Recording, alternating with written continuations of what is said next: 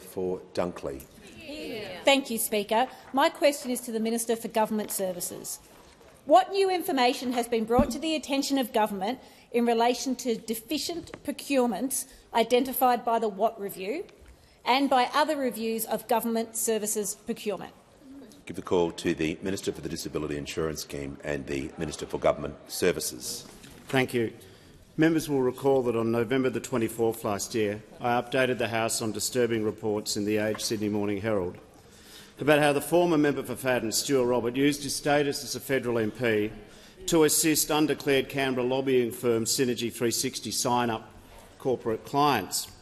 The allegation was essentially that Synergy's 360 business model is that Mr Robert was their sort of ace in the hole and could open doors for them.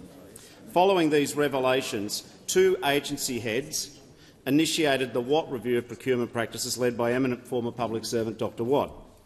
One procurement reviewed as part of the Watt Review was a massive multi-million-dollar contract awarded to software giant Infosys. That was to upgrade the welfare payment software. It was called the Entitlement Calculation Engine. Also, what has emerged is that Infosys, who got this big contract, had a commercial relationship with Synergy 360.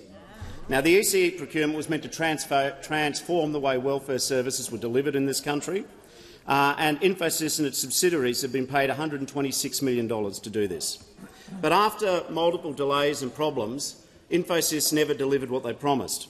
So Services Australia has made a decision to stop throwing good money after bad, and it's written off the former Liberal government's project at a total cost of $191 million to the taxpayer.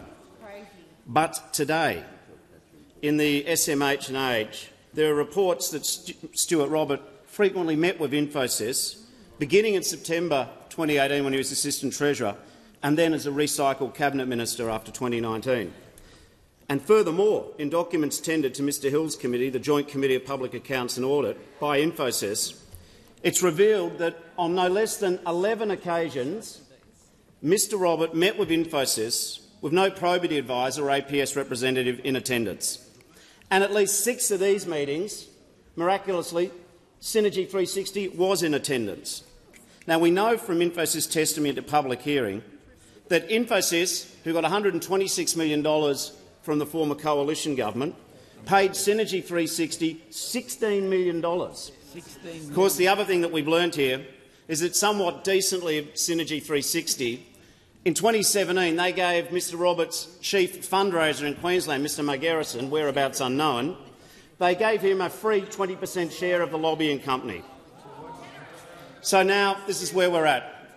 Mr Roberts left the building, Mr Margerrison's left the country.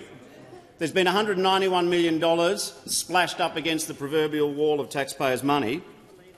Now the question is for the opposition and the Leader of the Opposition, what steps have you taken to satisfy yourself as to the probity of Mr Roberts' conduct?